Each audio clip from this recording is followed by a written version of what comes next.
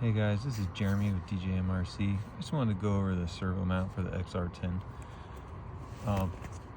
First things, if you have the old mount with the deluxe axles here, I don't know if it's because they maybe have a bigger bearing on this side or what, but the motor is moved over that way, like 2 millimeters. So it hits the mount I had. So if you have the old mount and deluxe axles, you'll have to file that down a little bit. It's just a millimeter or two, but just to get enough clearance. On the regular axial XR10s, it fits just fine. Even with the deluxe motor guard that like sandwiches between there, the aluminum one is super thin. If you have anything thicker in there, it's gonna hit even on the axial one. The new mounts are shaved in there, so I adjusted the file so they'll fit with on the deluxe axles. But this is not a just like a bolted up and go mount. It's like extremely tight getting a servo between this motor and the shock and the link. So you might have to adjust your lower link. You might have to space your shocks out. My shocks on my chassis are probably 72 millimeters between the rod ends, so they're pretty wide. And I still have to file this mount down on my axles.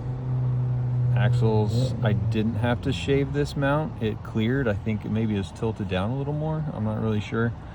But with this, to get enough clearance in there, I had to, file that down a little bit.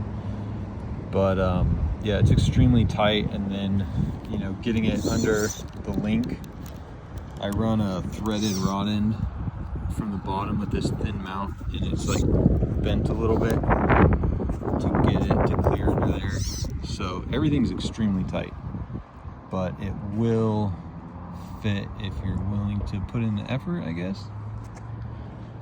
And then if you run a low profile servo, it's a lot easier to fit all this in here. I have a RS800, which is big to fit in there.